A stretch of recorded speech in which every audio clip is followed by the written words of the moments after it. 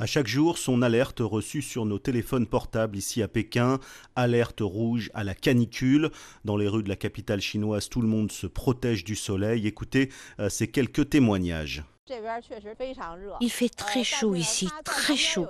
Heureusement, il y a une zone climatisée à proximité où l'on peut se reposer loin de la chaleur. Il fait trop chaud aujourd'hui, c'est comme rester dans un four quand on est en plein soleil. J'ai trop chaud pour respirer normalement quand je marche. Un record historique de température dans la capitale chinoise comme dans une grande partie du pays. Zhang Fenghua est responsable du Centre météorologique national. D'après nos observations, les températures élevées enregistrées récemment dans le nord de la Chine ont battu les records de nombreux observatoires météorologiques.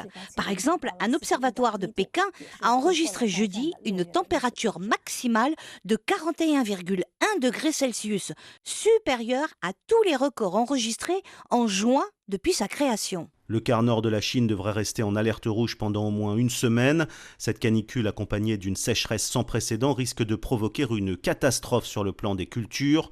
Fait inhabituel en Chine, le nord aride du pays a connu cette année des températures plus élevées que le sud au climat tropical.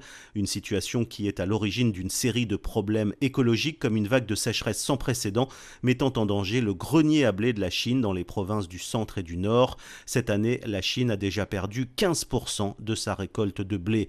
Cette catastrophe écologique n'épargne pas le toit du monde. Les glaciers de l'Himalaya fondent à un rythme sans précédent et menacent l'approvisionnement en eau de près de 2 milliards de personnes.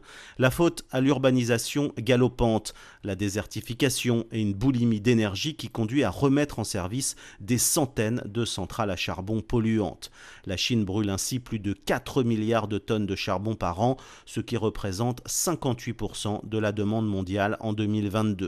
Les 1,4 milliard d'habitants de la Chine représentent 19% de la population mondiale, 22% du produit intérieur brut mondial et 26% de la consommation d'énergie de la planète. Mais paradoxalement, le plus grand pollueur du monde est aussi le plus important investisseur dans les énergies propres. La Chine cumule ainsi les 2/3 du total des investissements dans les énergies renouvelables des pays émergents, avec 511 milliards de dollars investis, loin devant le continent africain avec 32 milliards de dollars. Stéphane Pambrin à Pékin pour Média.